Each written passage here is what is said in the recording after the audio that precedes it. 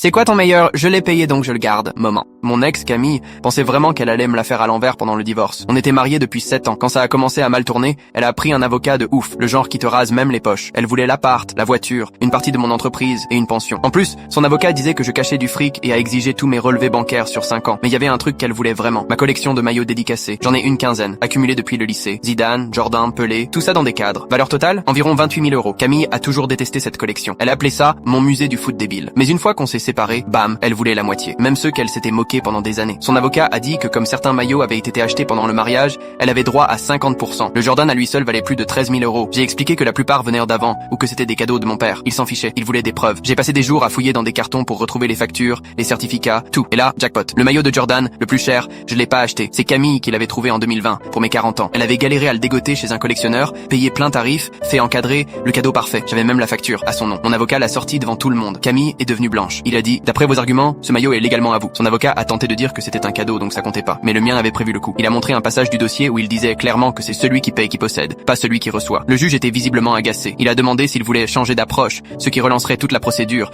et coûterait facile 15 000 € de plus. Camille était piégée. Si elle reculait, elle perdait les autres maillots. Si elle insistait, elle devait me laisser le Jordan et se battre pour les autres moins chers. Son avocat lui a chuchoté un truc, elle a secoué la tête. Encore un échange. Puis elle s'est affalée et a soufflé. Très bien, il garde ses fichus maillots. Mais j'avais pas fini. Je me lève et je dis, monsieur le juge, j'ai une proposition pour le maillot Jordan. Tout le monde me regarde. Même mon avocat a pigé, rien. Selon la facture, c'est elle qui l'a acheté, donc c'est le sien. Et j'ai pas envie de garder quelque chose qui m'appartient pas. Camille relève la tête. Genre, elle pense avoir gagné. Puis, je continue. Je voudrais le lui racheter. Exactement le prix qu'elle a payé. Je sors un chèque. 130 €. Le prix avant qu'il soit certifié et encadré. Silence total. Camille devient écarlate. Son avocat tente un objection, mais le juge sourit déjà. La facture dit 130 €. Offre raisonnable. Camille avait deux choix. Prendre les 130 € ou avouer qu'elle avait menti pour gonfler les chiffres. Elle a arraché le chèque et est sortie furax.